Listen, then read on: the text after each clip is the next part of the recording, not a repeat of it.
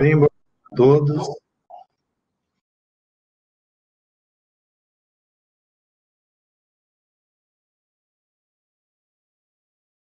Sejam bem-vindos ao projeto interdisciplinar do curso de graduação em biotecnologia.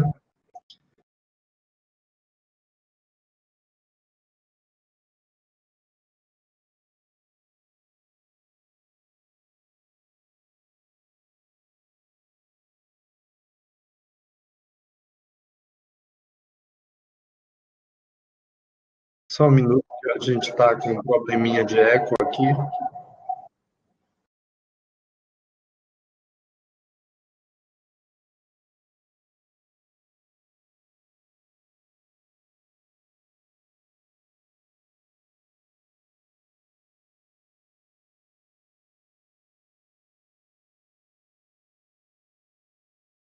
Pronto. Vocês estão me ouvindo bem? Obrigado. Eu tive que desligar meu áudio, conectar duas vezes na sala, em função de estar marcando um lugar, infelizmente, para o convidado que vai chegar daqui a pouco. A gente está agora, a partir de agora, com 76 conectados na sala. E, infelizmente, esse sistema nos restringe para uma participação mais ativa de 75 participantes. Então, as pessoas que entrarem a partir de agora, elas serão direcionadas para o sistema de streaming, certo? Elas não poderão interagir com som e áudio, mas elas poderão assistir tudo normalmente e também fazer intervenções via bate-papo. Então, é sempre importante chegar até os 75 primeiros participantes em função disso. E como eu vi que estava chegando muito em cima desse número, eu loguei novamente para poder, essa função de mediador, dar a gente essa possibilidade, para poder garantir a vaga do convidado na sala, haja vista que ele vai precisar do áudio e talvez da apresentação para poder falar. Ok? Então, mais uma vez, sejam bem-vindos ao projeto interdisciplinar do curso de biotecnologia, de graduação em biotecnologia. Eu gostaria de esclarecer algumas questões relacionadas com a proposta do projeto. Algumas pessoas estão dizendo que o áudio continua cortando, não sei por quê. Pode ser alguma coisa de internet, talvez a sobrecarga do sistema, mas eu não sei o que está acontecendo, então. A gente vai falando para ver, possivelmente isso deve se estabilizar. Ok, obrigado a todos pelo feedback. Então, como eu estava dizendo, a proposta do curso de biotecnologia era de realizar um projeto interdisciplinar, né?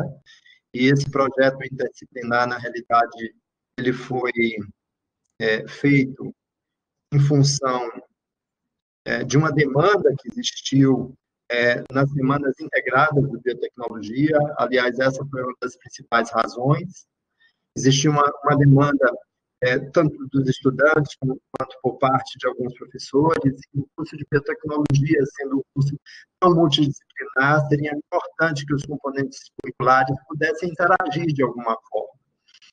Então, essa foi uma das razões que nos motivou para apresentar a proposta. Além desta razão, tem também o fato das experiências que estão sendo vivenciadas nesse semestre letivo suplementar. A gente está vivenciando a experiência do ensino online, das aulas assíncronas, síncronas, coisas que até então a gente não tinha vivenciado. E a gente viu essa como uma oportunidade também interessante para testar uma proposta dessa natureza, né? E isso vem sendo planejado desde o início do semestre, né? E agora pode ser implementado. Então, a gente espera que realmente a gente possa cumprir os nossos objetivos em relação ao projeto.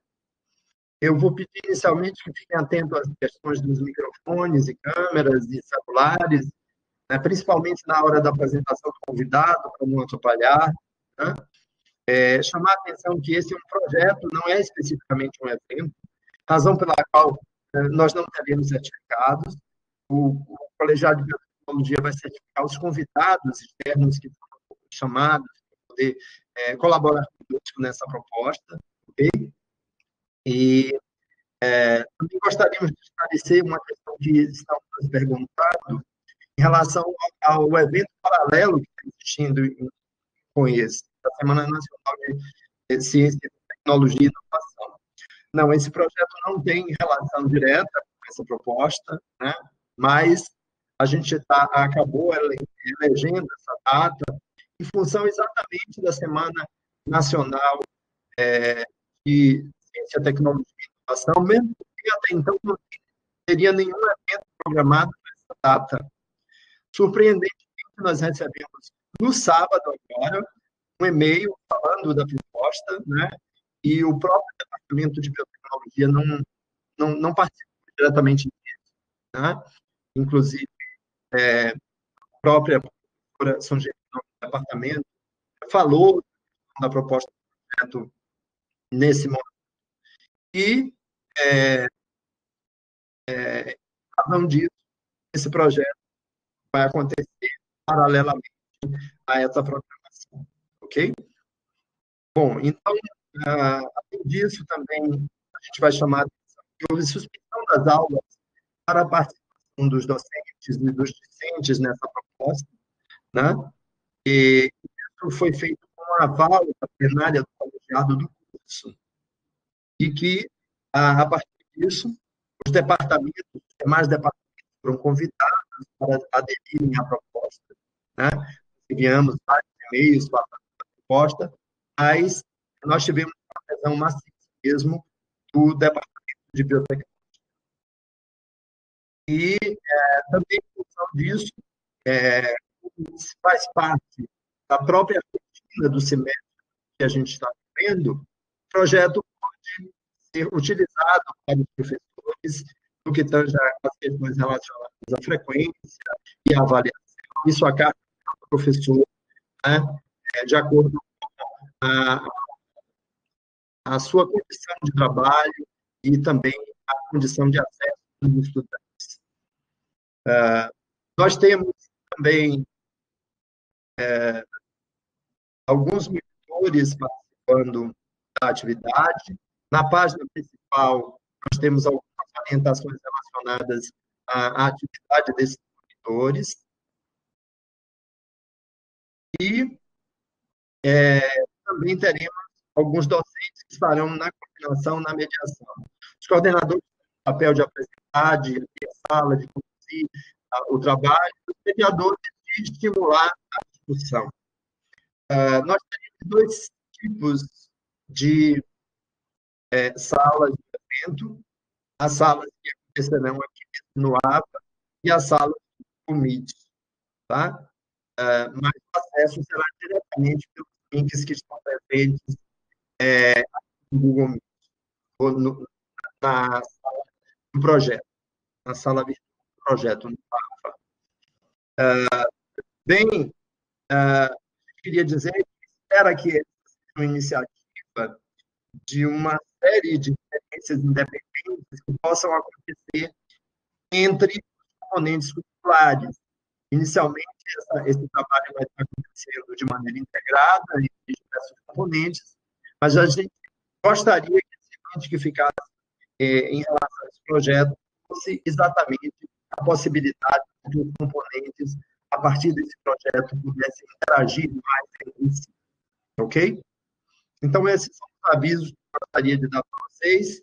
Estou vendo aqui que o pessoal está comentando algumas questões relacionadas ao gravamento, ao áudio, que está cortando. Tá?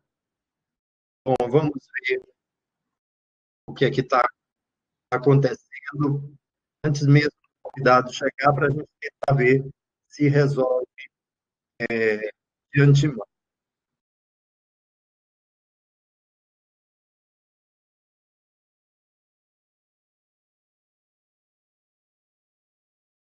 Talvez essa interrupção da voz que vocês estão vendo seja pelo fato de eu ter logado 2 vezes, né, para realmente permitir que o convidado possa entrar e ter acesso ao áudio aqui dentro. Tá? Porque o nosso convidado está chegando de viagem, né? Ele falou que ele conseguiria chegar entre 18 e 19 horas. Então, em função disso, a gente está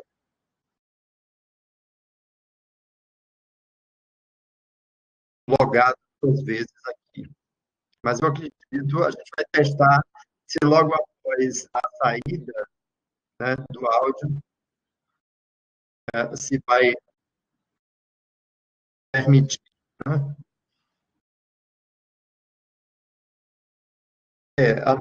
O pessoal está falando que os casos estão travando até acessar.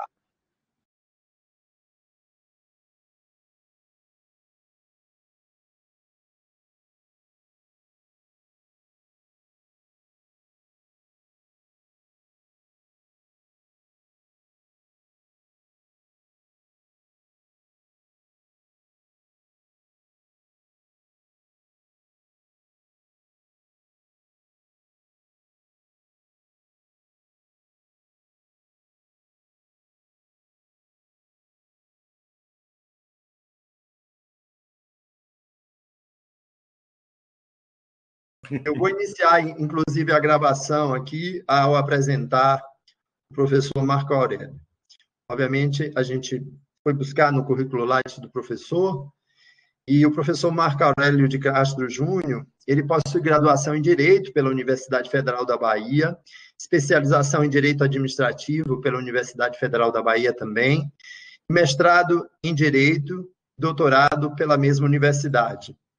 E aperfeiçoamento em extensão em Direito Público Municipal pela Universidade Federal da Bahia.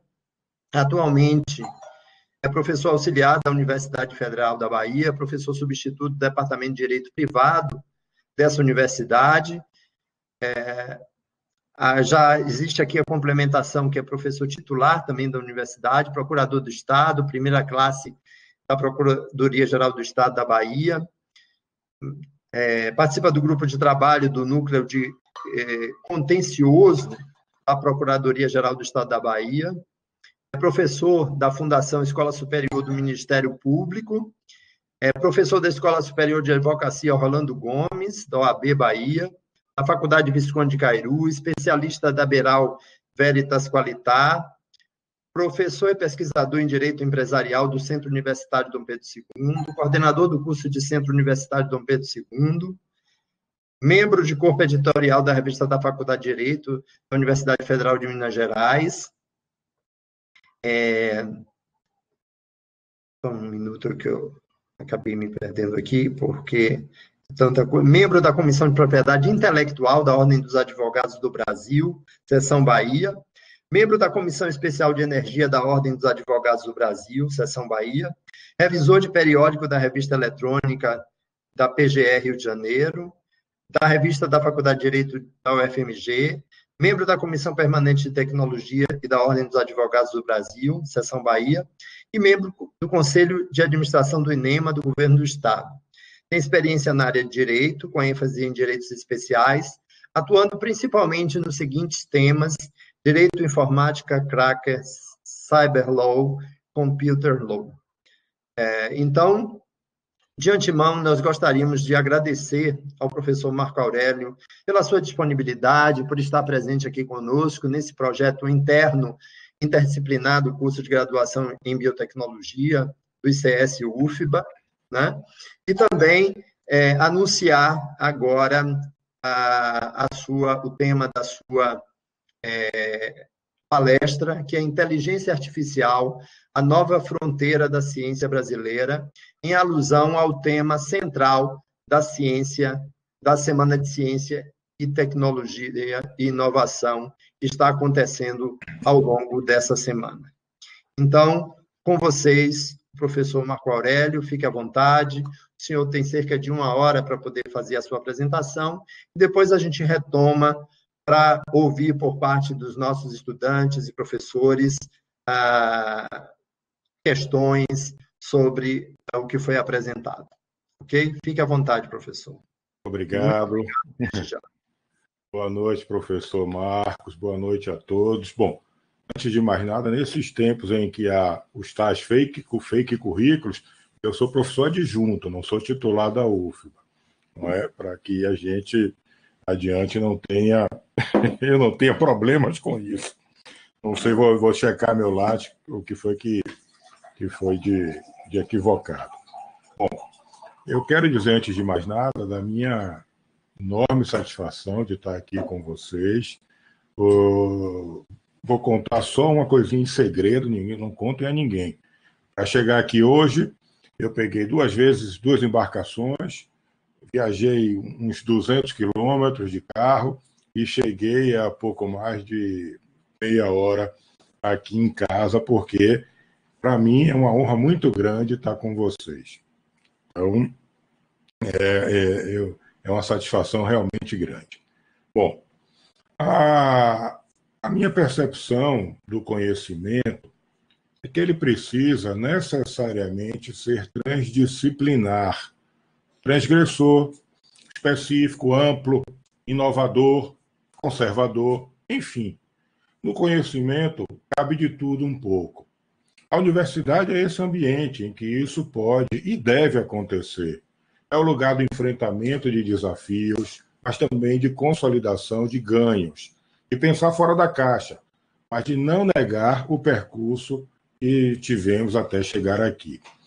Por isso, a minha felicidade está aqui com vocês, um professor de Direito, conversando com estudantes e professores do curso de graduação em Biotecnologia, na Semana da Ciência, Tecnologia e Inovação. Veja, até pouco tempo atrás, até há 20 anos atrás, que em termos históricos é muito pouco, juntar direito e tecnologia era como juntar óleo e água. As coisas não se misturavam. Não é? Mas hoje já não é assim. O direito percebe a necessidade de compreender, de interagir com as outras cadeiras, com as outras áreas. Não há possibilidade de se fazer ciência de modo isolado. Então, essa troca de experiências é uma maravilha. Não é? A gente vai acertando, a gente vai errando, a gente vai trocando experiências, não é? Vai trocando esperanças, receios. Isso é o que faz uma universidade ser uma universidade. Não é?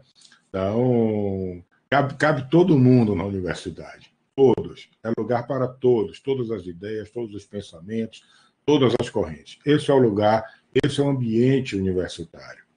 O tema central aqui é a inteligência artificial. E o subtema proposto é a nova fronteira da ciência brasileira.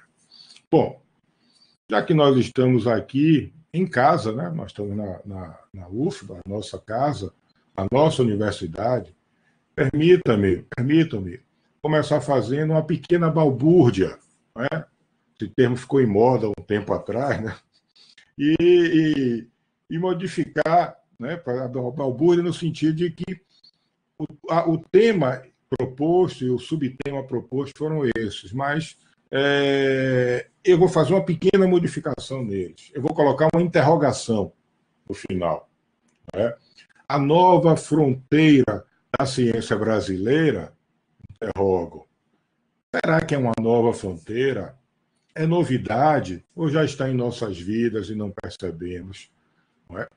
Toda a pesquisa científica, que deve começar antes, tendo um pezinho forte na filosofia, deve começar com uma pergunta. Se a gente para de perguntar, se a gente para de indagar, se a gente tem a certeza de alguma coisa, é muito provável que já tenham passado na frente da gente e a gente ainda esteja ali aferrado a uma certeza. Não existem certezas permanentes nas ciências. Toda certeza ela é provisória, porque uma certeza mais certa, se é que assim se pode dizer, poderá vir com mais precisão, com mais embasamento, com outras fontes de conhecimento e modificar aquela certeza. Bom, E já que eu comecei com a balbúrdia, né, por que não questionar, então, a expressão ciência brasileira? Existe isso? Existe uma ciência brasileira do Brasil? Será que ao assim adjetivar, nós não estaríamos nos apropriando da ciência, que seria então do Brasil? É que eu me lembro de um poema de Drummond, quando ele diz que quando dizemos meu Deus, parece que nós estamos nos apropriando de um Deus.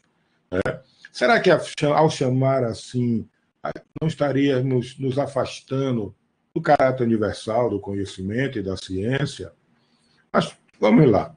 Vamos começar pela ciência brasileira.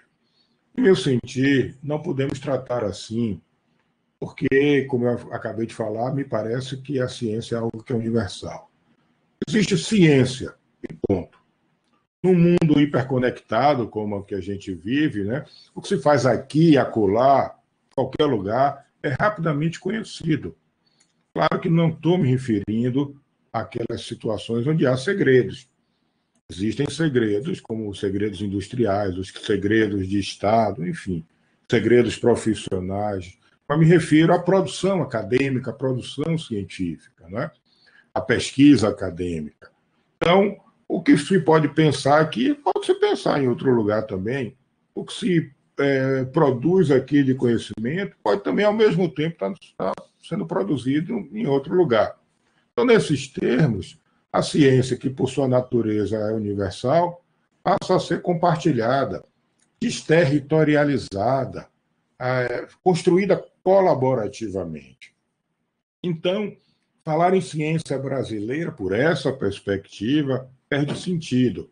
E com isso eu não estou desmerecendo o título de jeito nenhum. Existem em outras conotações, acepções, a possibilidade, sim, de se dizer ciência brasileira.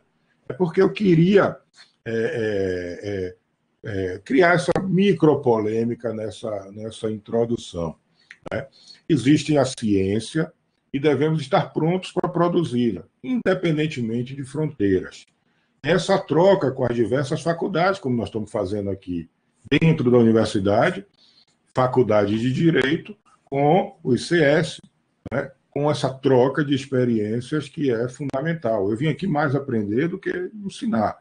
Minha posição aqui é de alguém que está disposto a dialogar com vocês para encontrar alguma resposta, né? Ou criar novas dúvidas. Então, essa troca entre as diversas faculdades, entre as diversas universidades, os diversos países, é o que gera o avanço. Um avanço que deve ser para todos. Em vez de dizer nossa ciência, devemos falar nossos cientistas, pois que o brasileiro continuará sendo assim, seja cientista aqui ou seja cientista em outro lugar. Igualmente, se um pesquisador estrangeiro vem para o Brasil e aqui produz ciência, nós também nos beneficiamos. Então, essa via de mão dupla, essa via de multiportas, que deve ser as ciências e as academias, deve preservar essa qualidade, essas possibilidades. Portanto, a ciência brasileira é a ciência global, universal, e deve ser pensada dessa forma, para que estejamos integrados em uma comunidade internacional, permitindo que os ganhos de todos, a todos beneficiem. Então, se a gente fica isolado e diz, olha, vamos desenvolver isso aqui sem essas interferências, talvez nós fiquemos para trás. E não é isso que ninguém quer, que nenhum de nós quer. Nós queremos ir para frente. Nós queremos um país cada vez melhor, com as mudanças políticas de toda sorte, isso vai e volta, as coisas acontecem assim, né, como uma maré, mas a gente tem que caminhar para frente, é o que todos nós queremos. Bom, eu vou afastar de logo as acusações de que esse discurso aqui é ser contra a necessidade de termos vamos dizer, um desenvolvimento local de conteúdo, de conhecimento, de termos patentes, produtos, conhecimento genuinamente nacional. Não é isso não, gente. Tá?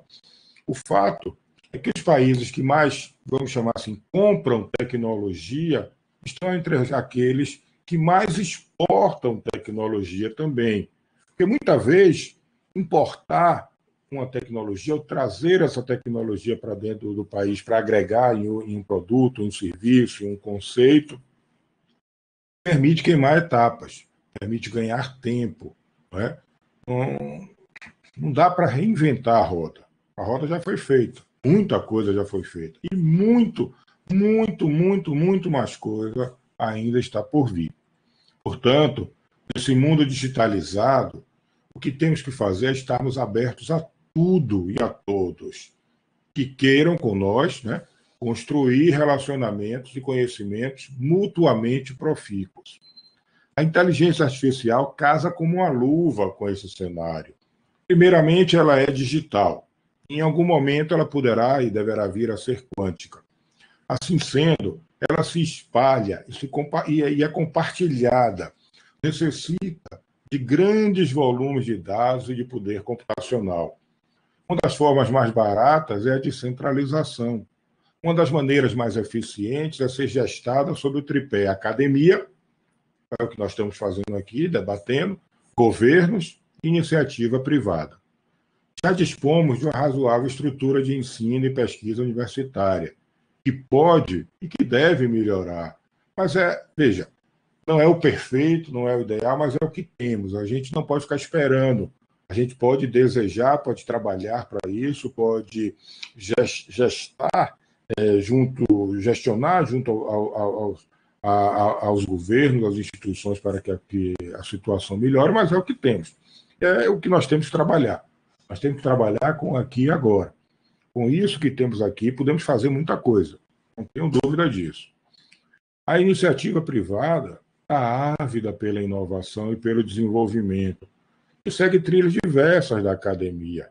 De alguma forma, atada, nós aqui na academia, né, atados aos primados da ciência, que por um lado ajudam, por outro, encabeçam. Sim, se a ciência estabelece um procedimento, um caminho, um método, este método, este caminho, por outro lado, também tem o efeito de produzir alguma limitação, posto que o método científico não é sempre e necessariamente o melhor. Tá?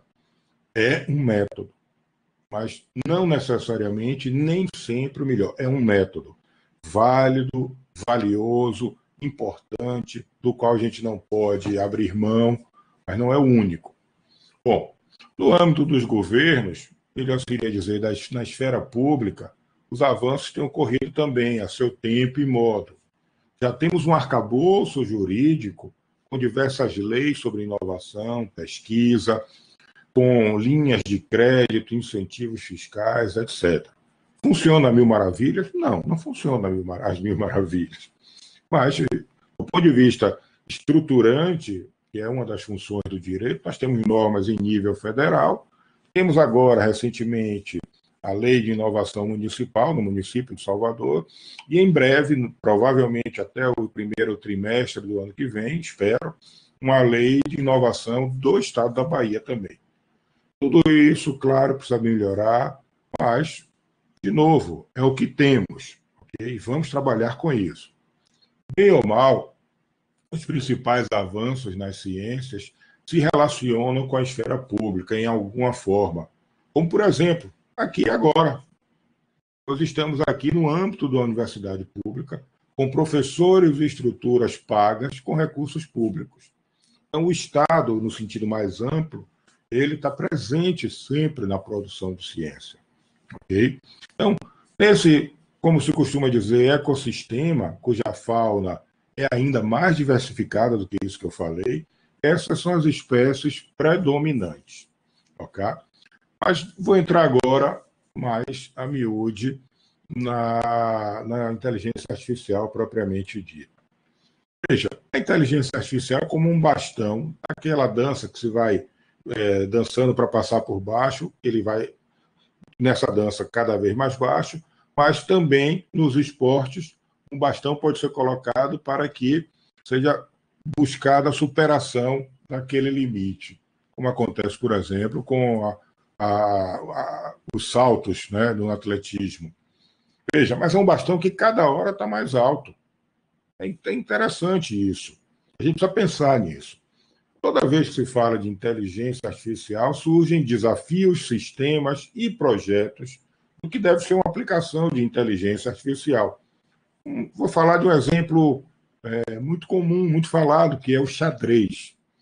Há uma opinião quase generalizada de que o jogo de xadrez exigiria, ou um sistema que jogasse xadrez exigiria inteligência artificial.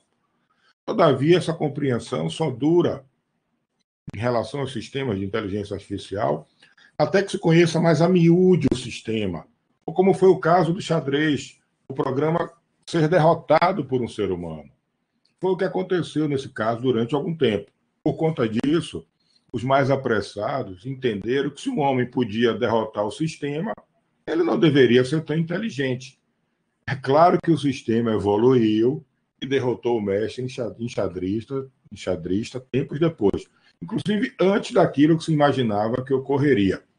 Quando o mestre foi derrotado, argumentou-se que não havia inteligência no sistema, mas apenas uma assombrosa capacidade de cálculo que permitia realizar uma enormidade de operações por segundo, muito mais rápido que um ser humano conseguiria.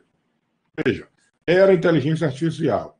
Depois passou a se entender, não é inteligência artificial isso, é só uma máquina calculando, não é só uma máquina computando de modo veloz.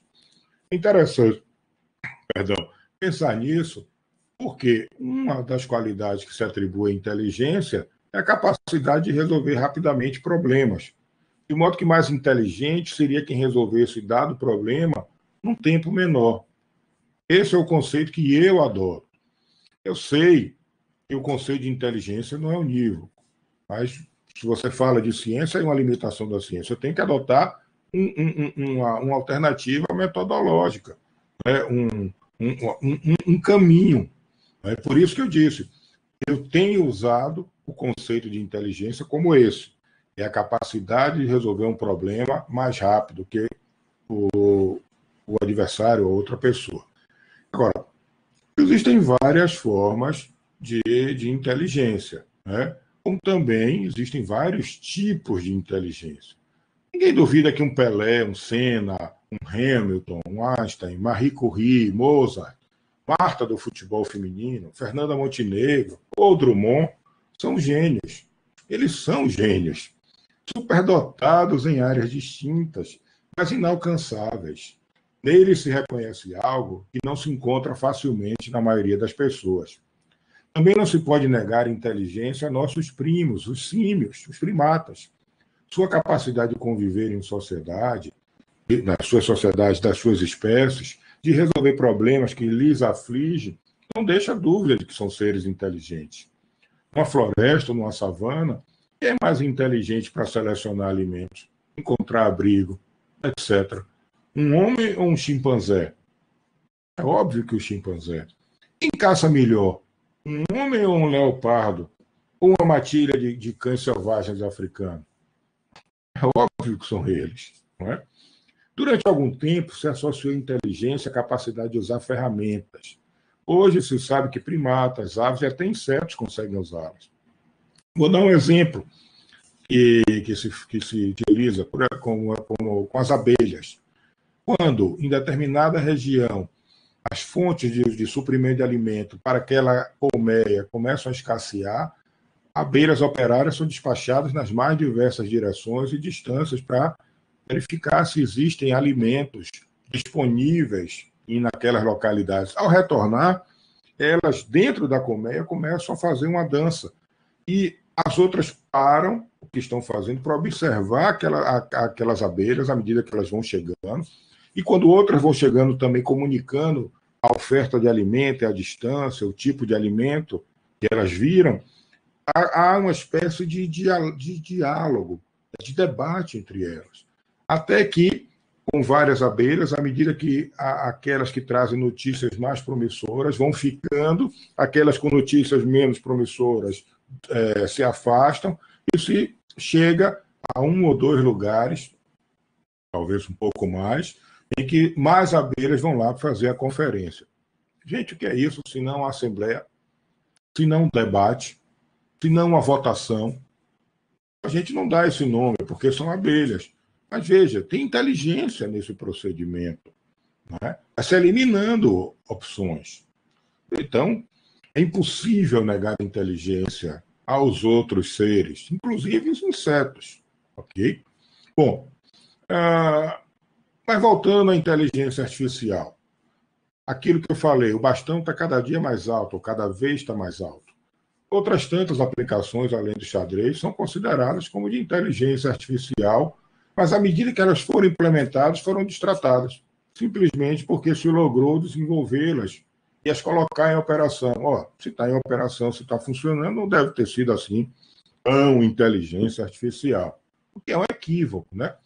O que eu quero dizer com isso é que o conceito mais amplamente difundido de inteligência artificial parece levar em conta uma superinteligência, semelhante ou, no mínimo, igual à humana. Esse conceito parece, todavia, equivocado, porque se esquece de elementos fundamentais. Talvez o primeiro seja o fato de que a inteligência, como vimos, não seja um atributo humano, exclusivamente humano. O segundo é que, embora o cérebro humano seja uma maravilha biológica, ainda pouco conhecido, dada a sua complexidade assombrosa, e ele é extremamente capaz, mas não é ilimitado. Sendo assim, a inteligência que depende do cérebro para se operar também é limitada. Ter limite não é demérito, gente. Tudo que é natural tem limite. Até o universo parece ter, em algum momento, em algum ponto, um tamanho, massa e tempos limitados. E tempo, né, de existência limitado. É claro que podemos conceber coisas ilimitadas, como são os números naturais. E de naturais não tem nada, pois a natureza não está se importando em relacionar um símbolo a uma quantidade. Essa genial criação humana decorre da própria limitação que temos de apreciar o que há no mundo. Reforço aqui um ponto. Inteligência é sempre relacional. Não existe uma inteligência absoluta. A inteligência precisa você comparar com outras, para você apontar o que de fato é inteligente, ou mais inteligente. Pensemos, já que estamos no curso de biotecnologia, pensemos na evolução como descrita por Charles Robert Darwin, que passou até um carnaval aqui em Salvador. E dizem, inclusive está documentado pela própria BBC, que aqui em Salvador, subindo da Cidade Baixa para a Cidade Alta, ele olhou para o lado e viu o mar. Olhou para cima e viu a terra. E encontrou na falésia incrustações de conchas. Então ele pensou, ou esse mar desceu, ou esse terreno aqui subiu. As coisas não são como sempre foram. As coisas mudam. Esse insight adveio para ele aqui em Salvador. Não é? Então, se o conceito de inteligência é a capacidade de resolver mais rapidamente um problema, e aqui ainda estou lá na teoria da evolução, né? Considerando que a evolução levou bilhões de anos para nos tornar o que nós somos, né? Não se pode considerar que um número da casa de bilhões seja pequeno, nem mesmo em termos de tempo cósmico. Né? Bilhões de anos são muitos anos. Em face disso, gente, nós temos que considerar que a evolução não foi um processo inteligente. Né? No entanto, gerou inteligência. Pois nós nos consideramos inteligentes e reconhecemos inteligência nos outros seres. Note-se, por favor, eu não estou dizendo aqui que somos a espécie mais evoluída, eu só estou falando de inteligência. Usei a teoria da evolução para mostrar que o processo evolutivo demorou bilhões de anos, e se eu tomo como verdade que inteligência é a capacidade de resolver um problema mais rápido, não é? Bilhões de anos não é rápido, por medida alguma. Não é? Mas nós não somos mais inteligentes que as outras espécies que convivem no mundo atualmente. Elas têm o mesmo nível de evolução que lhes permite manter o equilíbrio homeostático. Né? Cada um no seu nicho. Quando a espécie deixa de manter o equilíbrio homeostático com o meio, óbvio, ela perece. Não é isso? Não é isso? Bom, por isso a gente não pode negar que nossa espécie possa produzir seres, entidades, sistemas mais inteligentes que nós. Uma inteligência artificial superior à nossa. Daqui a pouco eu volto aqui. O que eu quis dizer foi isso. De um processo não inteligente ou de algo não inteligente pode surgir algo inteligente. E se, portanto, de algo inteligente pode surgir algo mais inteligente. Outro dado importante é que não podemos manter o paradigma antropocêntrico, como a gente viu, já que a gente está reconhecendo inteligência em outras espécies. Né? A gente acabou de ver que existem várias inteligências, humanas ou não. Não podemos vincular inteligência ao ser humano. Ademais, se olharmos para várias pessoas sentadas, vamos imaginar esse cenário. A gente está olhando para um monte de gente sentada, uma do lado da outra, imóvel. É possível dizer quem é inteligente, quem não é, ou quem é mais inteligente do que o outro, ou quem é gênio ou superdotado ali, se elas estiverem paradas? Possível. Né?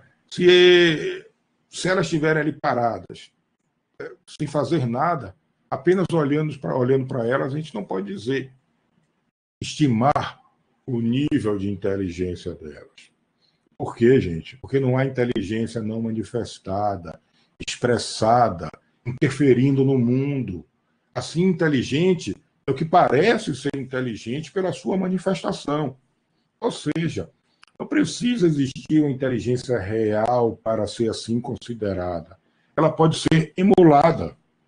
Uma emulação perfeita de um gato, com cheiro de gato, que faz cocô em terra, que tem bigode igual de gato, pelo de gato, anda igual um gato de modo silencioso, com o mesmo tipo de marcha, focinho de gato, e quando jogado para cima cai igual um gato, não é? Que come o que gato come, enfim, que seja por tudo e em tudo igual um gato ou não é?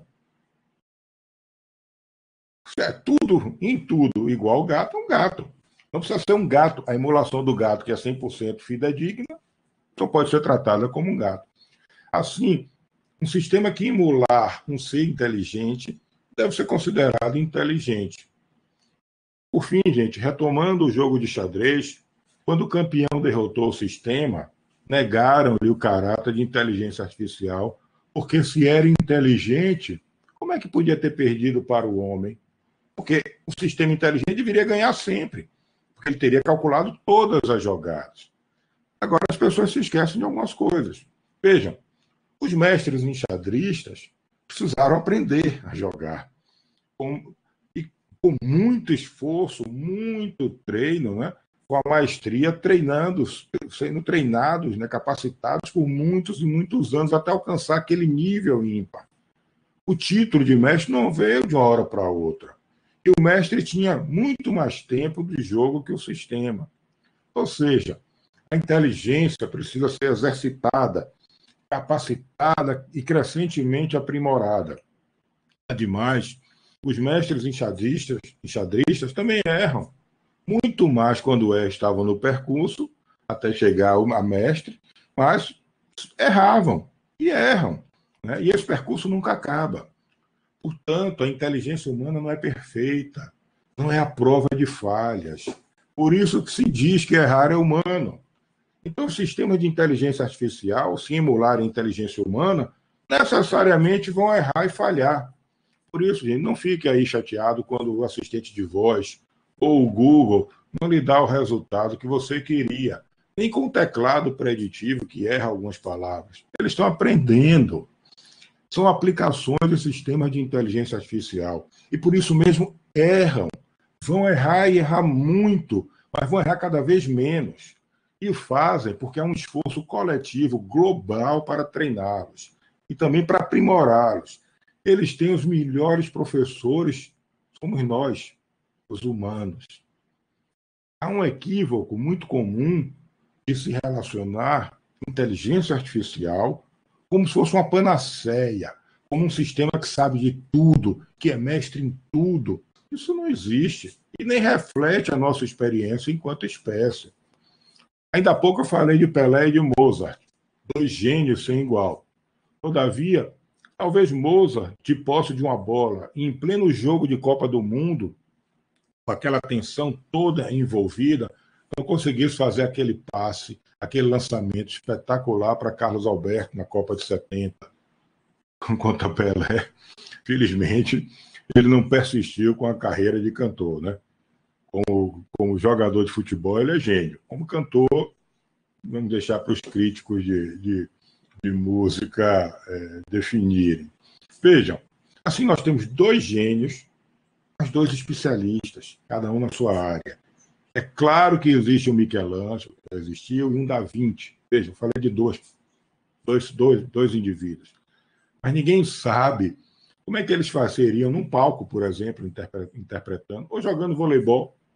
Imagine Michelangelo num time, Da Vinci no outro, jogando voleibol. Será que eles seriam bons? Não é? A gente sabe que eles foram bons em muitas artes e muitas ciências, mas não em tudo. Okay? O que eu quero dizer é que os sistemas de inteligência artificial são também conhecidos como sistemas especialistas, pois são capazes de fazer uma ou duas coisas determinadas. Determinado aqui não é deterministicamente, é na quantidade de atividades que eles podem se envolver. Né? Mas ele não tem as várias habilidades que cada um de nós possui, bem ou mal possui. Né? A gente sabe lavar prato, escrever, andar, nós temos os nossos sentidos. Né? Há um Usain Bolt, mas a maioria das crianças, dos adolescentes, dos jovens, sabem correr, né? Correm. Há uma Frida Kahlo, mas tem um monte de menina que desenha. Milhões nadam no mundo, mas tem um Michael Phelps. Então, existem os especialistas. A gente não é bom em tudo, a gente pode fazer um pouquinho de cada coisa. Ser bom até em algumas coisas, mas não em tudo. Portanto, não devemos esperar, ao menos tão cedo, sistemas de inteligência artificial multitalentos como nós. Mas eles podem vir, né? Eles podem vir a existir, ou poderão cooperar para alcançar os mesmos objetivos. Afinal, eles estão em rede. E quem desenvolve somos nós, essas redes, cada vez mais rápidas, cada vez melhores, cada vez mais eficientes, como, por exemplo, a tão propalada, né, 5G e a internet das coisas, que já permite essa conjunção de esforços digitais. E nós estamos fazendo isso. Em Alexa, por exemplo, que está aqui do meu lado, e meu Google Home, pode mandar aspirar a casa quando eu não estiver, manda o robô, aspirador, limpar a casa. Pode ligar o ar-condicionado, né, para colocar na temperatura que eu gosto quando eu chegar. Né? Pode ler as notícias para mim quando eu acordo, sugerir trajeto para o trânsito até o escritório, até a faculdade. E aí de mim, se eu fizer um trajeto diferente, porque certamente eu vou pegar mais trânsito, eu vou me atrasar. Né? Veja, pode abrir a porta, porque reconheceu o meu rosto. Né? Pode avisar se estiver vazando gás ou se tiver fumaça em casa, etc. São sistemas conversando com outros dispositivos, os dispositivos conversando entre si e, portanto, tendo multi-habilidades. Né? E tudo acontece sem a minha interferência. Né? Uma conversa surda e digital entre os dispositivos da casa conectados. Assim, gente, essa limitação tecnológica da multi-habilidade, como eu falei, pode ser superada. Pode ser superada. Esse empenho global dos gigantes da tecnologia, e principalmente dos bilhões de usuários de todos os tipos, origens, níveis de conhecimento e idade, produzirá em algum momento uma inteligência superior. Esse instante em que o primeiro sistema mais inteligente que nós surgir, se surgir, né, como muito do que sabe hoje em dia faz crer que deverá ocorrer, será o advento da chamada singularidade tecnológica, que inaugura a pós-humanidade. A expressão singularidade tecnológica pega emprestado, até de modo nada modesto, né, o termo astronômico que identifica o Big Bang, né, a explosão que iniciou a expansão do universo, criadora de tudo que existe. A singularidade tecnológica é o resultado da lei dos retornos acelerados. E essa lei dos retornos acelerados é decorrente da aplicação da lei de Moore e da lei do caos e da ordem. Resumidamente, é o seguinte: ela informa que o desenvolvimento tecnológico ocorre de maneira exponencial. Hoje já se sabe que o desenvolvimento biológico também. Só que a potência pela qual o desenvolvimento tecnológico acontece é 10 milhões de vezes mais acelerada do que o biológico. Então, o que faz, né, com que, portanto, se o desenvolvimento é exponencial, né, o passo seguinte naquele processo não precisa necessariamente da realização novamente de todos os passos, porque se apropria dos ganhos anteriores. Como acontece com o desenvolvimento da marcha do bebê. O bebezinho recém-nascido, ele quase que não se vira no berço, depois ele começa a se virar. Depois, de algum momento, ele consegue erguer os bracinhos, erguer o tronco. Depois ele consegue ficar de quatro, consegue gatinhar. Depois ele consegue ficar em pé, começa a andar, começa a correr. Para correr, ele não precisa reaprender a virar no berço. Ele se apropriou de todos os ganhos. Este é o cerne da lei dos retornos acelerados, né, que vai implicar, ou pode implicar, no surgimento da chamada singularidade tecnológica. Okay? Então, vejam, voltando ao conceito comum de inteligência artificial, ela é sempre, por isso que eu falei do bastão, sempre mais alto. As pessoas acham que aquilo que já existe, né, um Google, por exemplo, não é inteligência artificial. Muita gente acha que não. Né? É sempre por vir, o que ainda não foi realizado. Tudo que se faz com inteligência artificial é, de algum modo, menosprezado, por incrível que pareça.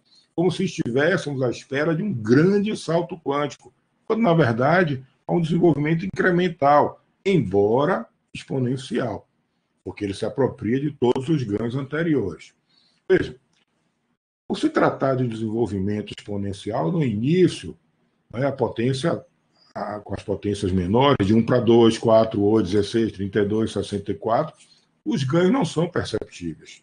O desenvolvimento não é muito significativo. Mas, à medida que avança, ganha uma robustez e corpo enormes. Vejam, vamos pensar no número: 1024, 2048, 4096, 8.132, 16.384, etc. São valores altos, expressivos.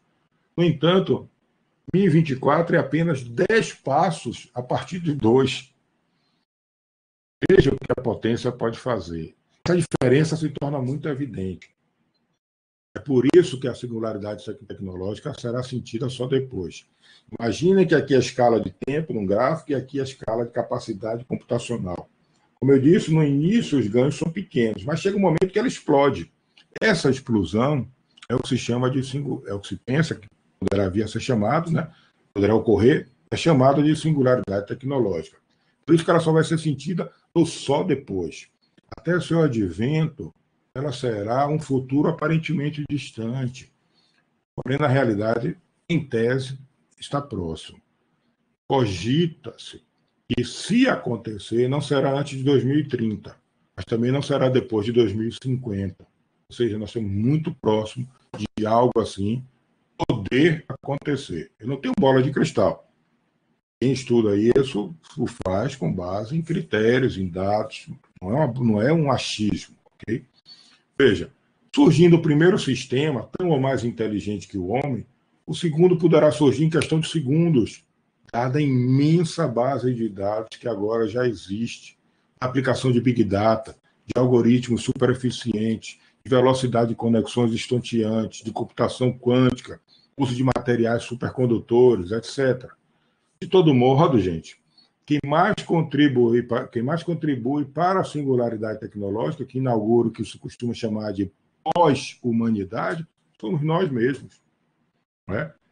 Veja, somente em 2020, nesse ano, cada ser humano produziu, segundo algumas fontes, 1,7 megabytes de dados por segundo, totalizando 2,5 quintilhões de bytes por dia para cada cidadão. Vocês já imaginaram que na pandemia tudo a gente está fazendo digital? As aulas híbridas, o EAD, as reuniões, tudo. Veja a quantidade de dados que nós estamos gerando. Né? A gente pode dizer que termos ficado em casa por causa da pandemia poderá ter sido decisivo para o advento da pós-humanidade, pois que tudo, ou muito que fizemos, ocorreu com o uso da telemática, certamente mais do que em qualquer ano anterior. Nós aceleramos esse processo. Vejam, aqueles cálculos que eu falei de não antes de 2030 e não depois de 2050, não se cogitava da ocorrência de uma pandemia como nós enfrentamos. Okay?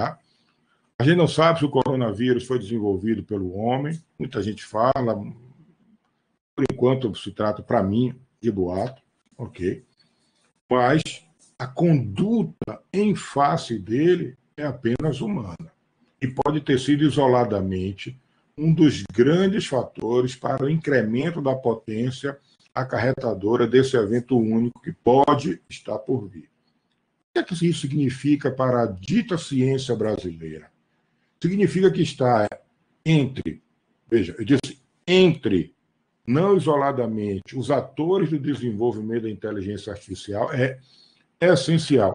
Eu podia começar minha palestra, minha conversa com vocês hoje e terminar com uma palavra só: essencial. É impossível desconsiderar a inteligência artificial. Ela é essencial. Ela nos cerca, ela está invisivelmente permeando nossa vida. Tudo ou quase tudo que nós fazemos. Esse sistema que nós estamos usando tem algum grau de inteligência artificial. Então, ela está em tudo, por isso é que ela é essencial. Não é? Então, ela é essencial para a viabilidade do nosso país, da nossa sociedade. A gente precisa crescentemente da inteligência artificial. Portanto, sem experts, sem laboratórios, sem produção de conhecimento, e mais que tudo, sistemas e aplicações de inteligência artificial. Não basta pensar, estudar, a gente tem que fazer. Mostrar a inteligência, mostrar que a gente pode realizar. Então, a gente precisa produzir sistemas e aplicações de inteligência artificial. Ou então nós seremos tragados por tecnologias desenvolvidas sem a nossa participação e que não nos pertencerão de alguma forma, inviabilizando o futuro do país. Eu não retomarei aqui o debate sobre qual deve ser a responsabilidade de cada parte envolvida. Né? Para mim, o que é importante é saber que não dá para ficar isolado. Né? A gente tem de intensificar esses momentos como esse aqui, né, para troca de experiência e de saberes. Para a inteligência artificial, na minha opinião, né, o que nós precisamos de mais matemática para o desenvolvimento de algoritmos cada vez melhores e mais eficientes. Eles são fundamentais para a inteligência artificial. Precisamos de filósofos, sim, filósofos, para guiar e orientar as iniciativas científicas, que necessariamente, eu disse no início, né, precisam desse antecedente, dessa fase de estudos filosóficos. E nós precisamos também de novas filosofias. O mundo é outro. O mundo é outro. Eu chamo a Covid, a pandemia, de singularidade epidemiológica, porque não existiu outra igual, com tantos efeitos e reflexos como essa que nós estamos vivendo. A gente precisa de gente jovem, que compreenda o valor da experiência para colaborar com a energia e com a capacidade inventiva que normalmente, né, apenas a juventude tem. Tanto juntar de um lado a experiência, que não pode ser desprezada, com a energia do jovem. Precisamos, mais do que tudo, de um pensamento e uma atuação pautada pela ética, para que ninguém fique de fora desse novo mundo. Esse novo mundo que está surgindo, que se discutindo, que já está aqui. Não é algo para o futuro, é agora, já está acontecendo há algum tempo. Não há avanço se não for para todos. Mas é preciso ter compromisso social e não apenas esperar que o outro, normalmente o Estado ou a empresa, faça. É preciso colocar a mente e o corpo em marcha, sem esperar que façam por nós, porque ninguém está obrigado a fazer por nós. Somos nós que temos que fazer. Por isso que eu disse, o que temos é isso, vamos trabalhar com isso. Okay? A consciência social exige que todos participem e atuem, sem ficarem inertes. Sem uma ética inclusiva, de lealdade, de responsabilidade, não vai se construir nada. Necessitamos de educação formal, de qualidade, multi e transdisciplinar, como nós estamos fazendo aqui agora, trocando essa experiência, calcada em habilidades e não em conteúdos, centrada na capacidade de inovar, que somente existe quando se possibilita uma formação aberta, sem delimitações, perdoe-me, burras, em cadeiras isoladas, em carreiras isoladas, né? Em conhecimentos que não se comunicam.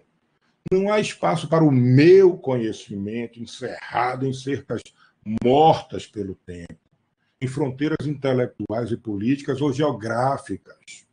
O conhecimento é fluir como marés, indo e vindo e recolhendo no caminho o que o caminho oferecer. Assim a gente inova, assim a gente produz. A desmaterialização, a destemporalização, a desterritorialização, finalmente percebidas em grande escala por causa da pandemia, nos mostrou que fronteiras são ilusões. Sim, sejam as fronteiras das diversas faculdades em uma universidade, seja entre universidades ou entre países.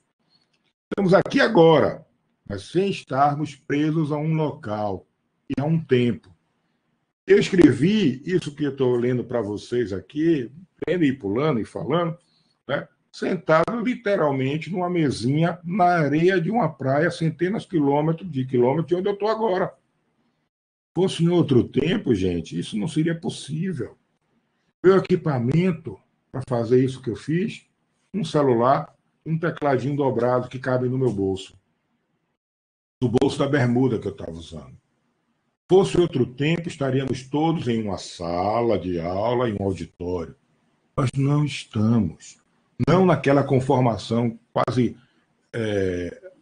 antiga, né, grega, né? Nós não estamos no auditório físico, nós estamos no auditório virtual.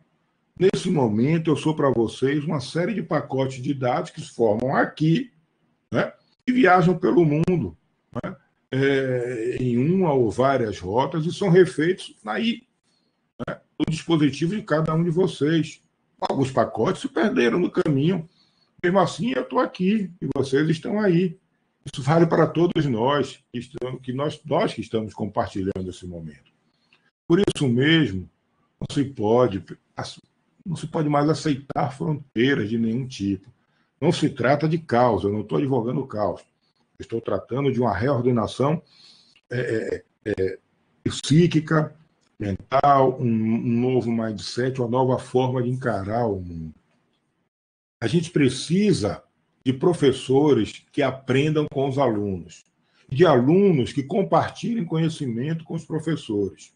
O EAD e o ensino híbrido mostraram isso muito fortemente esses tempos. Não desapareceu a relação assimétrica, mas ela agora é também colaborativa. E os jovens estão mais empoderados do que nunca, né, assumem também mais responsabilidade pelo aprendizado. O foco é no aprendizado e não no ensino. Quem tem mais poder tem mais responsabilidade. E o ensino híbrido e o EAD mostra isso. Né?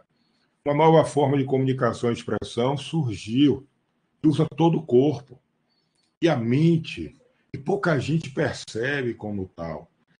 Há pouco tempo atrás, eu dei uma entrevista para um jornalista lá de São Paulo, e conversando com ele, disse, olha, essa nova forma de comunicação, ele qual? TikTok. Podem rir, é o TikTok. Ele usa todo o corpo para comunicar. Tudo. A expressão facial, todos os maneios do corpo, a voz, a audição, porque normalmente tem música, né? Essa é uma nova forma de comunicação. Essa e outras tantas que ainda estão por vir, né? E a gente precisa ter olhos para elas. Não pode achar que é só uma brincadeira, é uma forma de comunicar. E a gente parece que não está levando isso tão a sério. Assim, precisamos de gente cada vez mais jovem para nos aparelhar com os atuais e futuros tempos. Eu falei do TikTok. Quem brinca é a meninada, não é?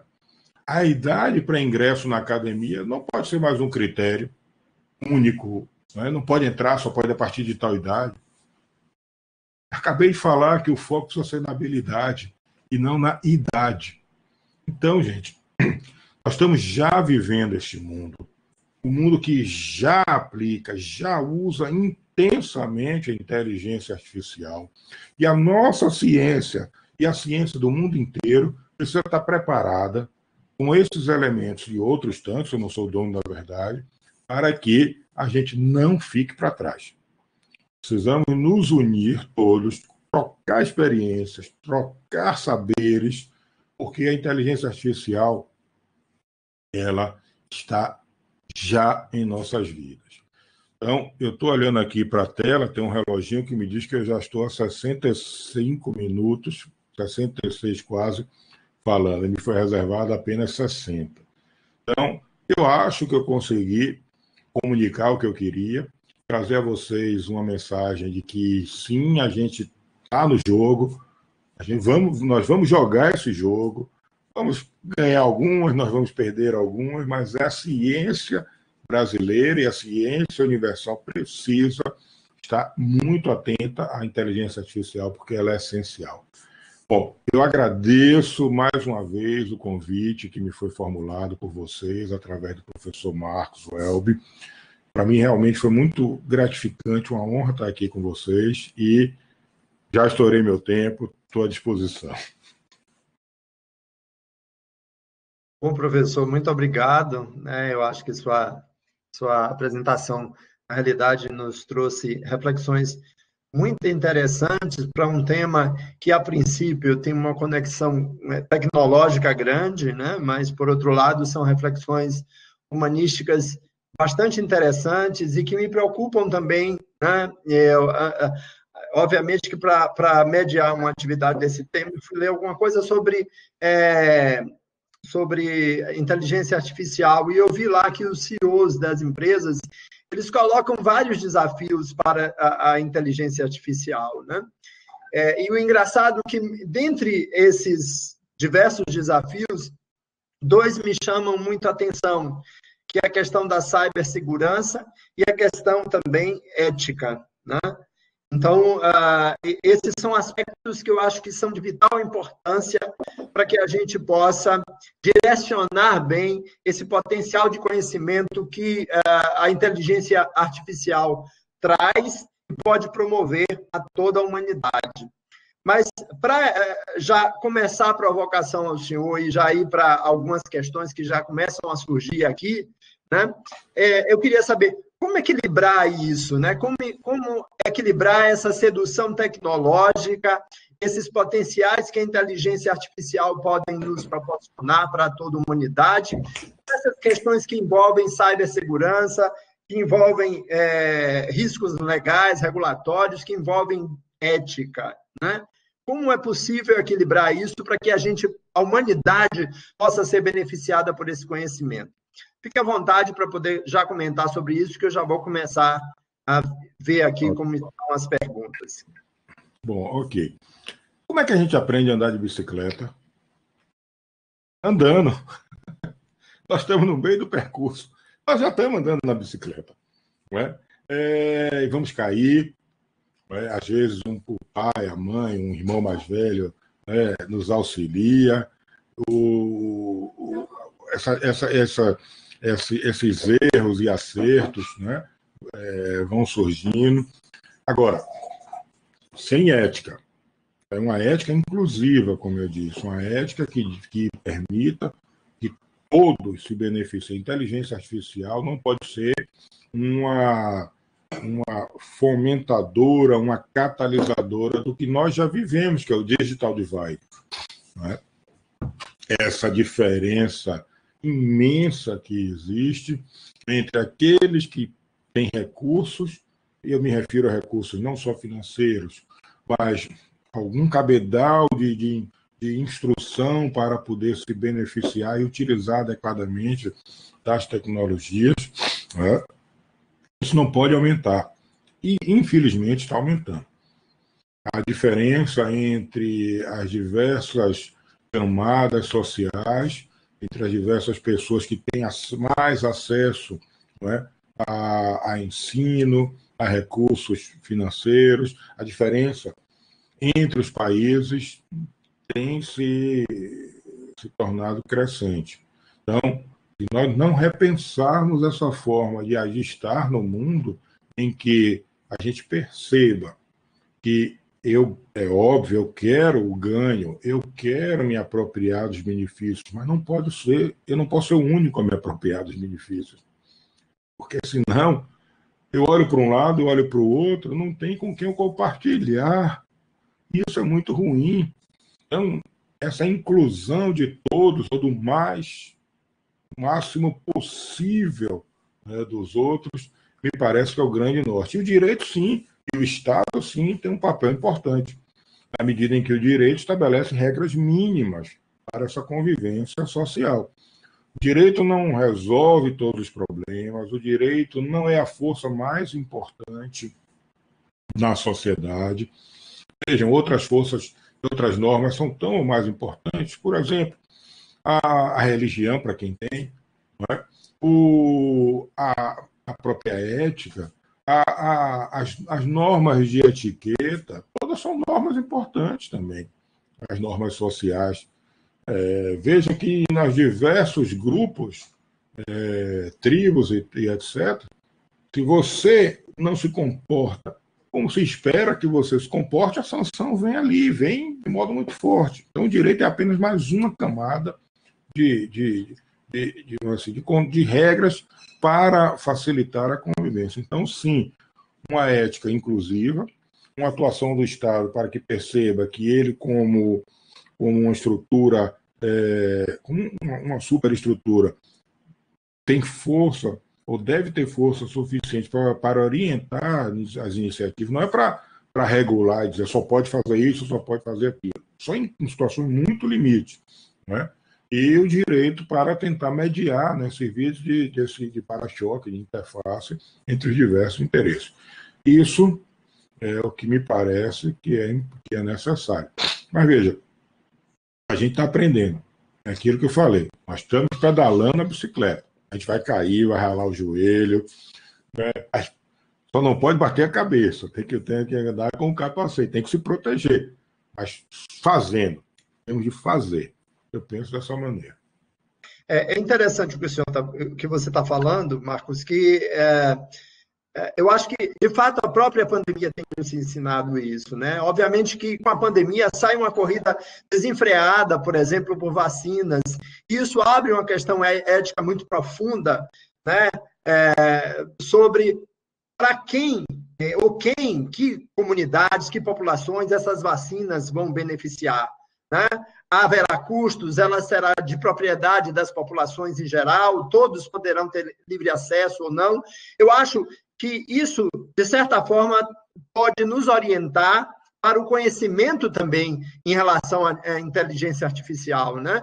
Então, a forma como a gente vai utilizar, se a gente priorizar apenas ganhos, lucros, de fato, isso pode vir a comprometer a sociedade global, né? Mas, por outro lado, se a gente pensar que esse tipo de conhecimento vem com a perspectiva de alguma forma, promover o avanço também no que existe do ponto de vista de desigualdades, eu acho que a gente pode fazer um planeta melhor, inclusive uma sociedade melhor. Está chegando aqui algumas questões, né? Já chegaram 2 questões aqui de estudantes, uma questão de estudantes que eu vou apresentar agora e 2 questões de professores, né? Nesse momento, por exemplo, existe uma pergunta aqui do estudante José Antônio Torres Baqueiro, que ele diz assim: boa noite, professor, a palestra está sendo fantástica. Eu gostaria de saber qual é a sua opinião a respeito do futuro mercado laboral com as pessoas que vão ficar de fora por falta de conhecimento ou de reciclagem e que em breve serão inempregáveis. Isso é muito interessante, professor, porque esse é um dos desafios atuais, né? Um dos desafios da atualidade é exatamente essa questão que envolve desafios de implementação e também escassez de competências. E aí o estudante pergunta isso com muita propriedade, né, porque ele está vislumbrando no mercado de trabalho isso. Qual a sua opinião a esse respeito? Bom, onde estão os ferreiros, aqueles profissionais outros que acendiam as velas nos postes, não sei como é que chamava, o piloto, o motorista da carruagem? Onde estão essas pessoas? Essas profissões não existem. Quer dizer, Elas foram rejeitadas, né? É isso. Veja, a tecnologia, a gente não pode ser neologista. A tecnologia vai criar novos empregos e a tecnologia vai acabar com outros tantos, não é? É engraçado. Por exemplo, nós falávamos de uma sociedade paperless, sem papel. Isso não existe. Não alcançamos e talvez nunca alcancemos. As livrarias estão desaparecendo, mas veja, o prazer de ler um livro de papel é diferente do ler o livro digital. Eu faço as duas coisas, muita gente faz. Né? Então, a tecnologia vai permitir que novas coisas surjam e outras desapareçam. Agora, o rapaz falou de reciclar. Eu não suporto essa palavra. Né? A gente recicla lixo. Gente não é lixo. A gente tem que ter, acho que isso é uma responsabilidade, sim, oficial, vamos dizer assim, de governo, não é exclusiva de governo, é responsabilidade, sim, do ensino, e aqui eu estou falando em sentido muito amplo, de todos os níveis de ensino, permitir que o sujeito tenha as habilidades necessárias para se manter ativo.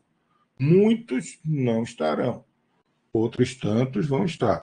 Veja, nós falamos, por exemplo, hoje de carros autônomos, de veículos autônomos. Eles não estão nas ruas, mas já estão no campo. Há muito tempo, quer dizer, há algum tempo. Veículos absolutamente autônomos.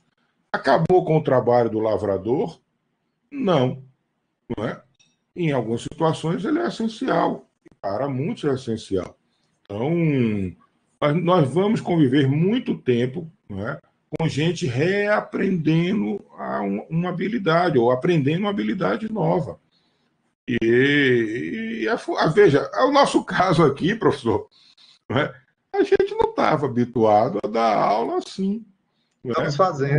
Usando o Moodle, e a versão nova do Moodle que a UFBA tem é muito melhor do que aquilo que tinha antes. Aquilo que tinha antes.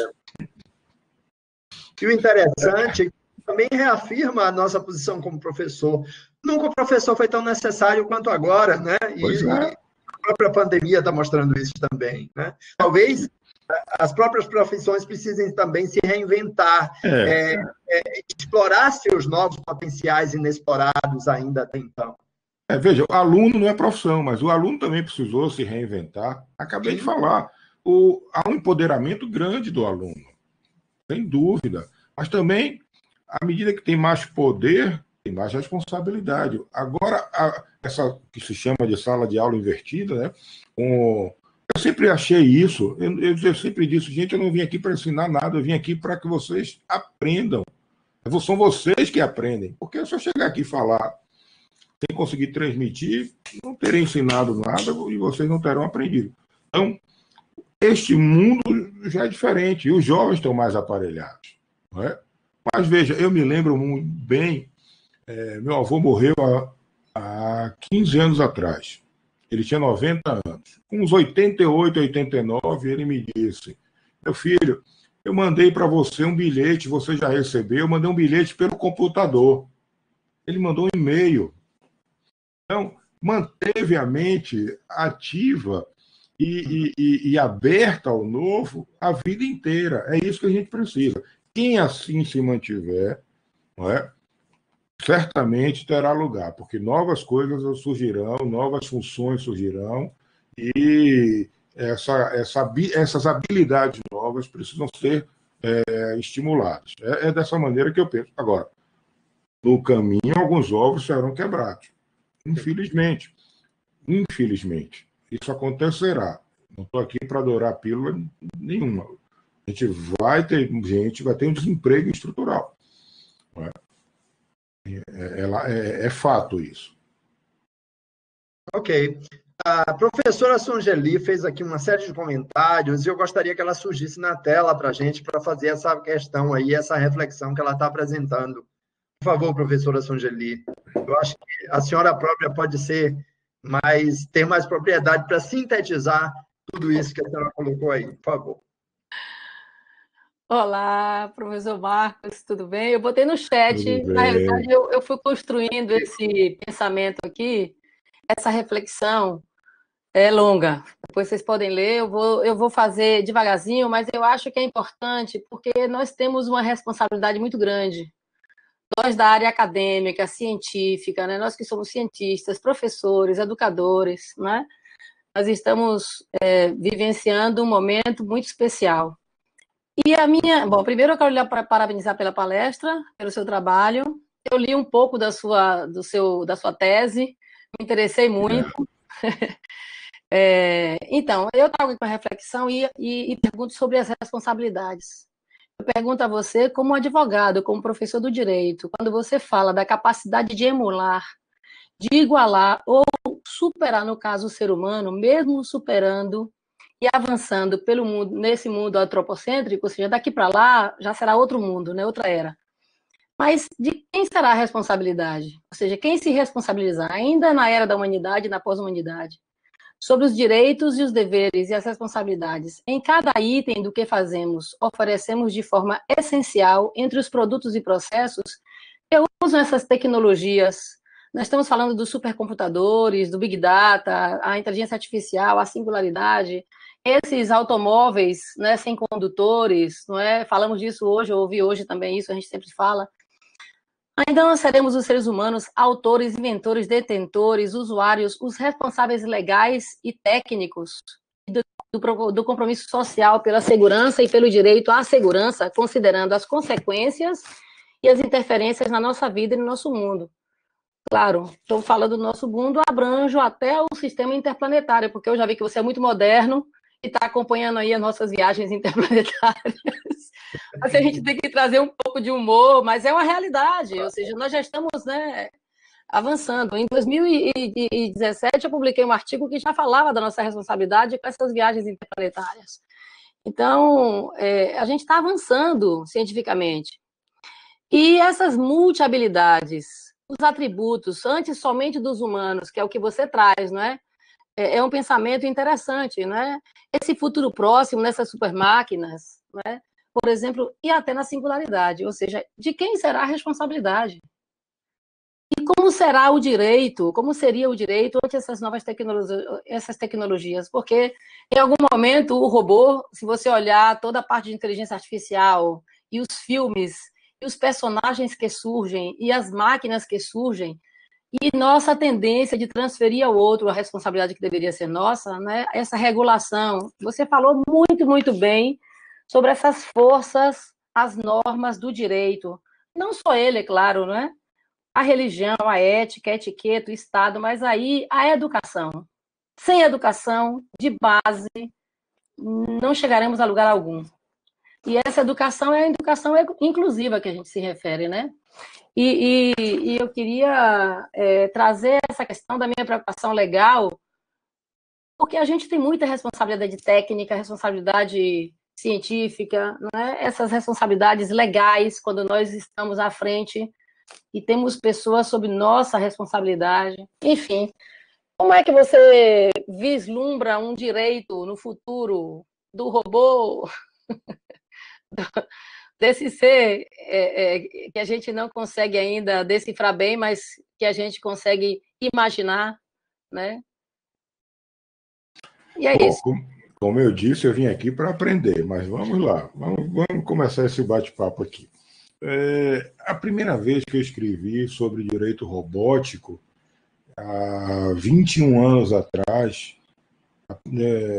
e logo em seguida, antes um pouco até, eu fiz uma palestra numa faculdade privada aqui em Salvador, e um rapaz saiu correndo da sala. Isso é coisa de maluco. E saiu, bateu a porta e foi embora. Eu queria até saber quem é. Já falei isso várias vezes, não sei quem foi. Não sei quem foi o rapaz. Com o passar do tempo, eu vejo nas plateias uma mudança de postura. Se antes era assim, o rapaz saiu correndo, depois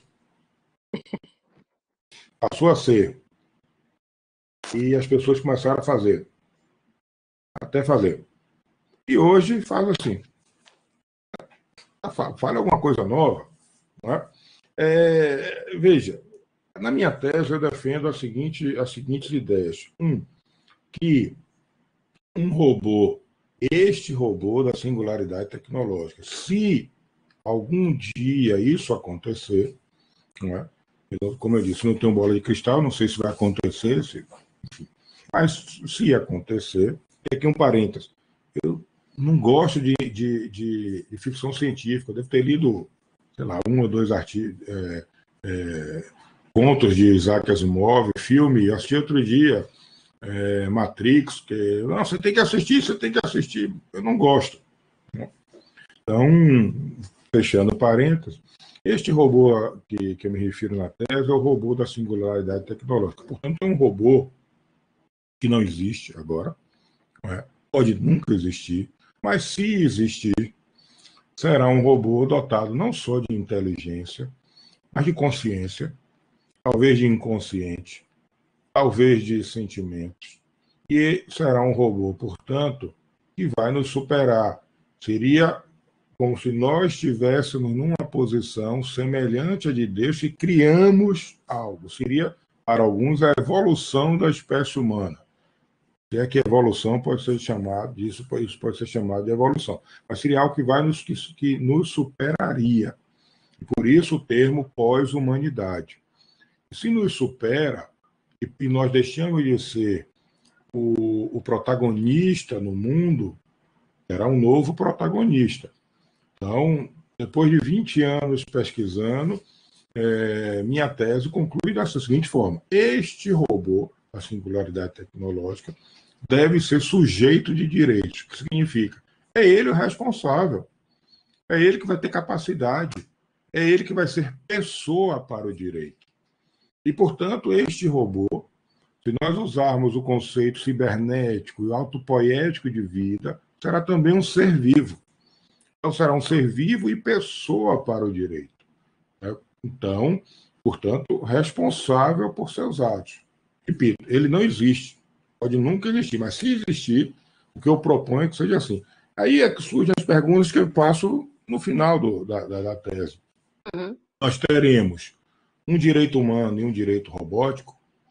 Nós vamos criar um direito para eles. Eles aceitarão. Eles nos deixarão ter direitos. Eu não estou criando um cenário apocalíptico. Eu estou dizendo, olha, o direito é antropocêntrico, felizmente é antropocêntrico, porque o direito é feito por homens e para os homens. Né? Por quê? Porque nós podemos fazer. A gente pode estabelecer esse tipo de regra e dizer, olha, você pode desmatar tal unidade ou tal bioma da seguinte proporção. Este outro você não pode. Né? Então, a gente interfere no meio, a gente diz o que a gente pode fazer. E veja, nós nunca ficamos atados ao que é possível, né? ao que está determinado. Embora o direito tenha 3 modais, o obrigado, o possível e o proibido, o homem nunca se limitou a isso. A gente faz tudo o que é possível. Né? A gente só não faz o impossível, seja certo ou seja errado. E isso produz coisas positivas e coisas negativas. Então, eu não sei como será esse direito. Uma vez, uma palestra que eu dei na Universidade de Hong Kong, deve ter uns 15 anos isso, o sujeito levantou lá a mão e me perguntou qual seria a nacionalidade do robô. Eu não sei. Eu não sei. Eu cheguei até ali, continuo estudando para ver se encontro outros caminhos, outras respostas. E a gente só vai encontrar resposta sim. Né? Mas, resumidamente, se nós tivermos uma singularidade tecnológica, se este sistema, esse robô não é um robô antropomórfico, não. O Google é um robô. Não precisa ter forma física. Este robô será sujeito de direitos, portanto, capaz, com direitos e responsabilidades próprias, e não de alguém por detrás desse robô. Até lá, seremos nós responsáveis. Nós responsáveis por tudo de bom e por tudo de ruim que pode acontecer. Somos nós que estamos criando. Embora já existam sistemas se reproduzindo e se aprimorando por si próprios. Não é? Mas a pergunta mais honesta é: não sei. Eu só sei aquilo que eu escrevi. Eu acho que o senhor tem que ver esses filmes americanoides de robôs em ação. Porque aí vai ficar uma coisa assim mais clara do inatingível, impossível. Mas, enfim, muito obrigada. Mas hoje em dia, eu li isso de um escritor de ficção científica num debate reproduzido. Ele diz: está muito difícil fazer ficção científica, porque a realidade está lá na frente. Imagina.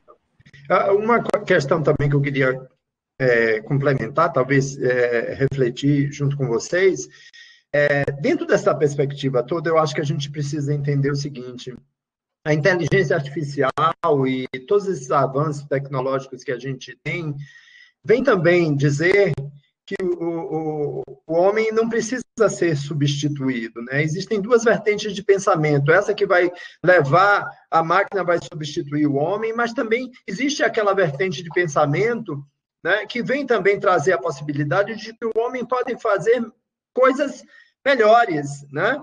E eu acredito particularmente nessa. Então, eu acho que isso vai depender muito, essa evolução da inteligência artificial, do conhecimento, de como isso vai repercutir na vida dos seres humanos, da sociedade, vai depender muito dos investimentos dos governos, né?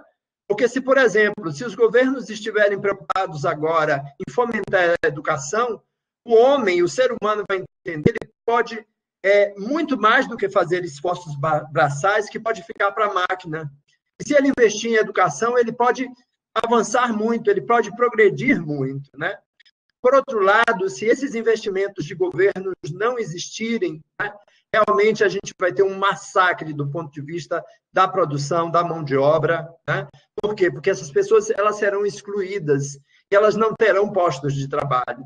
Mas, infelizmente, talvez esse seja o preço, a princípio, que a sociedade, que a comunidade global vai precisar pagar quando, né, esse tipo de conhecimento estiver ainda mais próximo e já forçando mais do que força a questão da mão de obra, né, da substituição do homem pela máquina.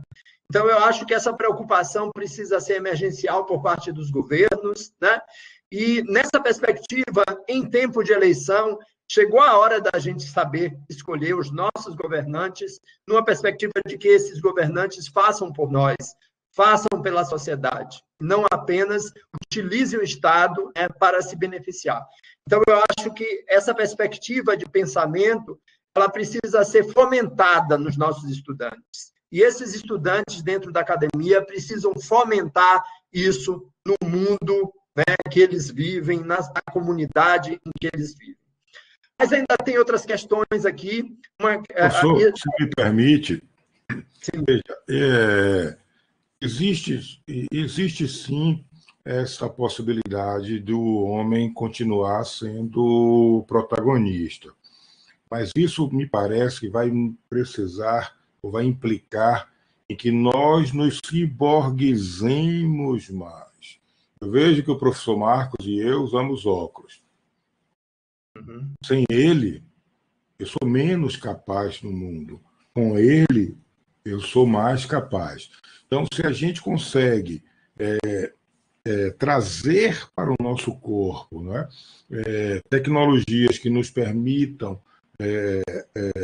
manter esta preponderância, esta diferença, esse delta de velocidade do desenvolvimento tecnológico e biológico pode ser de tal ordem que nunca um robô nos ultrapasse, que a gente sempre consiga desenvolver.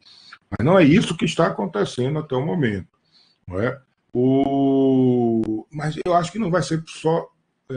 primeiro, penso que não será só função de governo. Como eu disse, de todos nós. Não é? A capacidade de refletir sobre os problemas, a gente vê, às vezes, se perder, porque as pessoas estão se robotizando, se automatizando e deixando de refletir. Não é? E existem questões profundas que precisam ser refletidas. É o nosso futuro político, econômico, de bem-estar social, de tudo. As coisas estão acontecendo num ritmo muito acelerado. Eu não sei se dá tempo a gente preparar as gerações para isso. Em alguma medida, elas não precisam, porque já estão muito adaptadas a esse novo mundo, mas é aquilo que eu falei, não pode se esquecer o percurso. Não é? A gente tem que unir esforços de quem veio antes com quem está chegando para construir algo melhor. Eu não penso que o mundo tem um futuro sombrio. Eu disse que pode ter um futuro sombrio, mas não necessariamente.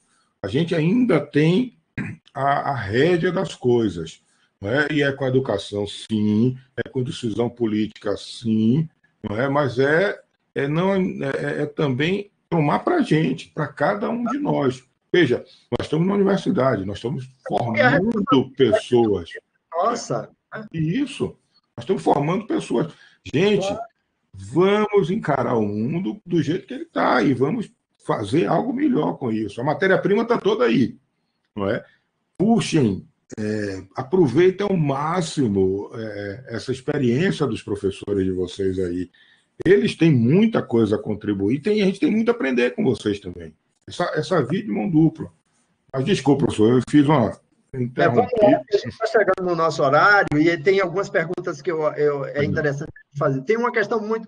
A professora Songeli é da área de bioética, então esse diálogo ele nos interessa. Essa é uma área que precisa ser muito fomentada, muito estimulada, né? Porque ela vai nortear toda a utilização do conhecimento para frente, né? Como tem norteado. Então, professor Gilson, que já é mais da área bioestatística, ele pergunta muito objetivamente aqui: como estão as aplicações da IA na área do direito? As críticas relativas ao fato da maior parte dos algoritmos serem pouco explicativos, mais preditivos. Como é que está essa questão? E aí boa pergunta também. Vocês estão me mandando aqui para um paredão de perguntas difíceis. Mas vamos lá. Mas só podia ser assim, né? No direito, a inteligência artificial tem sido enormemente aplicada. Já existem robôs advogados que que montam petições para coisas determinadas com sucesso muito maior do que os humanos. Já existem sistemas que podem triar, né, processos para dizer se é dessa maneira, aquilo é daquela maneira. Sistemas que ajudam na decisão dos magistrados. Né? Sistemas para fazer o que nós chamamos de jurimetria. Eu quero saber como é que eu vou fazer a petição para aquele juiz determinado. Como é que ele julga um caso de despejo por falta de pagamento que tenha como proprietário do imóvel uma mulher baiana, negra, e com um inquilino mulher índia, sei lá. Eu só estou dando um exemplo aqui. Então, ele vai nas bases de dados encontrar as decisões do juiz. Olha, caminhe por aqui, essa tese ele aceita, aquela ele não aceita. Aquela ele não aceita, mas se botar essa vírgula aqui, ele aceita. Então, a inteligência artificial está sendo muito aplicada. O Supremo tem robôs, a Procuradoria-Geral do Estado e várias outras do Brasil tem. Os grandes escritórios têm robôs rodando. É um fato. Já existe. Okay? Já está sendo aplicado enormemente. Pode chegar o dia que o advogado seja desnecessário, ok? E nós agora tem várias questões. Eu oriento agora um rapaz que fala do preconceito algorítmico, né? Decisões que são tomadas por sistemas que levam em consideração a base de dados gigantesca, mas que podem ter um viés, por exemplo, racista, podem ter um viés sexista. Então, os sistemas precisam ser aprimorados, mas eles já existem, ok? Então, está sendo muito aplicado no direito já. Ok, e para finalizar, professor, tem uma pergunta do nosso estudante Israel Nascimento Matos. Eu vou tentar, ele tem duas questões aqui, eu vou tentar condensar, né? Ele traz o pensamento do Ray Kurzweil, o proponente da lei dos retornos acelerados, que recebe duas críticas importantes. Uma sobre a continuidade do crescimento exponenciais do mundo real, né? E outra relacionada ao aperfeiçoamento dos softwares da inteligência artificial, que não evoluem no ritmo do hardware. Como o senhor avalia essas críticas? Acredita que vamos superar essas limitações e alcançaremos a singularidade tecnológica? E aí ele continua numa outra questão. O que o senhor pensa do pensamento de Elon Musk, que se preocupa com a disparidade entre o ser humano e a máquina e tem desenvolvido tecnologias para nos robotizar, como o Neuralink? Vamos lá. Eu sei que realmente são assuntos para uma tese, na Não, mas realidade. é bom poder discutir essas coisas. Veja, eu não Claro. sei se a singularidade tecnológica há de virar. Tem uma série de questões aí que ainda padecem de resposta. Tem muita coisa que joga contra também. Muita gente traz argumentos importantes para que se diga que ela não se implementará. É uma tese, né? E como tese, ela pode encontrar no mundo concreto, né, vamos dizer assim, a sua viabilidade ou não. Então, como eu disse, eu estou aqui mais para aprender. Como? Como robô proposto pelo senhor na sua tese. Com É, você na... é uma tese. Né? A gente estuda para fazer tese. Agora, é, é óbvio que todo mundo que estuda quer que se implemente o que você estudou. No meu caso, não. Eu não quero. Entendeu? Pelo amor de Deus, pelo amor de Deus. Então, o Elon Musk e outros tantos têm desenvolvido. Há pouco não, uns meses atrás, eu conversava com um colega advogado, que está também no nosso grupo de estudo de Direito, Inovação e Tecnologia, que fez um curso no MIT. Ele disse: Marco, tinha uma sala lá no MIT e tinha um sistema que lia pensamentos. A gente não podia entrar nessa sala. Quem eu vi dentro dessa sala foi, não vou dizer quem foi aqui, mas pensa aí nos 2 ou 3 nomes mais importantes da indústria de tecnologia, os mangangões, os que estão ali no controle de dados de bilhões de pessoas. Ele viu 2 desses sujeitos entrar naquela sala. Então, é um dispositivo que lia o pensamento. Você pensava, o computador dizia o que você estava pensando. Isso já existe em teste lá no MIT, segundo ele. Então, a velocidade do desenvolvimento tecnológico é estonteante. Tudo que é possível fazer vai ser feito, seja legal, ilegal, não é? Juridicamente válido, eticamente aceitável, que não seja. Isso tudo vai ser feito. Tudo, tudo, tudo, tudo. Só não vai ser feito o que não é possível fazer. Só para dar um exemplo de como as coisas evoluem tão rápido, uma mesma geração viu o primeiro voo, do mais pesado que o ar, e viu o homem chegar à Lua. Foram 70 anos. E é um feito estrondoso. Não é? O que nós estamos fazendo aqui, essa tecnologia já existia, mas ninguém usava. Hoje todo mundo está usando para tudo. Os avós estão se comunicando com os netos, assim, por conta da pandemia. Os amigos se reunindo. Não é? Vamos tomar um vinho, vamos bater papo. Não é? Nós estamos estudando assim, trabalhando assim. Ninguém imaginava. Quem aqui, quando virou o ano de 2019 para 2020, imaginava que 2020 seria desta maneira? Não é? Ninguém. O mundo tem uma dinamicidade muito grande que pode simplesmente acabar com essa ideia de singularidade em algum momento, ou pode acelerar. Eu trouxe aqui uma coisa que me ocorreu quando estava escrevendo aqui para falar com vocês. Será que a pandemia vai acelerar? É um fator de aceleração para a singularidade? Eu não sei.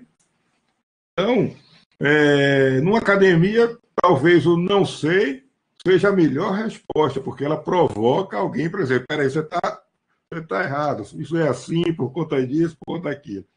E aqui, o que me propõe é isso, dizer quando eu não sei, porque eu realmente não sei, não tenho todas as respostas. Eu trouxe algumas ponderações e algumas provocações, justamente para criar essa possibilidade de vir a aprender com vocês. Ok, professor, muito obrigado. Vocês Nós contamos com a participação do professor Marco Aurélio de Castro Júnior, da Faculdade de Direito. Foi um prazer grande. Eu gostaria de agradecer, inclusive, a professora Ângela Rocha, que indicou veementemente seu nome, desde a programação da atividade presencial da Semana Integrada de Biotecnologia, que não pôde acontecer devido à pandemia. E nós resgatamos essa presença tão estimada, que a gente espera estar aqui iniciando uma atividade colaborativa que se estenda ainda por outras possibilidades, né? Muito boa. Assim espero. Pode ter certeza que a gente tem muito o que conversar nessa relação interdisciplinar. Muito obrigado, professor. Nós estamos todos no mesmo barco. A professora Ângela, ainda bem que nós temos amigos, como a professora Ângela, que sugeriu o meu nome e me deixou muito orgulhoso por isso. Que bom, que bom. Muito obrigado, professor. E a gente convida os estudantes para irem agora para a sala B, né, onde a gente vai dar continuidade às sessões, né? A gente vai tratar agora das questões que envolvem células-tronco e bioética, né? Então, vai ter a primeira série de diálogos com abordagens contemporâneas do uso de células-tronco, que será realizada por mim pela professora Songeli, com coordenação da professora Andréa Guzmão e mediação do professor Tiago Castro, e monitoria de Almiro Neto. Então, mais uma vez, professor, muito obrigado. Nós realmente gostamos muito da sua presença aqui. Obrigado. Até logo. Tchau a todos. Muito obrigado. Estou sempre às ordens, viu? Tchau. Obrigado.